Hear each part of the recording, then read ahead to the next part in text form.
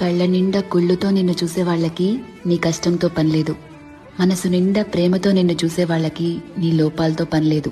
కడుపు నిండా ద్వేషంతో నిన్ను చూసే వాళ్ళకి నీ మంచితనంతో పనిలేదు. గుండె నిండా అభిమానంతో నిన్ను చూసే వాళ్ళకి నీ తప్పొప్పులతో పనిలేదు. రక్తం నిండా కోపంతో నిన్ను చూసే వాళ్ళకి నీ పశ్చాత్తాపంతో పనిలేదు. వీళ్లే కాదు, నీ చుట్టూ ఉన్న ఇంకో 100 మంది నిన్ను 100 రకాలుగా చూడొచ్చు. వాళ్ళందరూ వాళ్ల లోపల ఉన్న ఎమోషన్తోనే నిన్ను చూస్తారు. నిన్ను నిన్నుగా చూడగలిగేది ఆ పైవాడి తర్వాత నువ్వు మాత్రమే.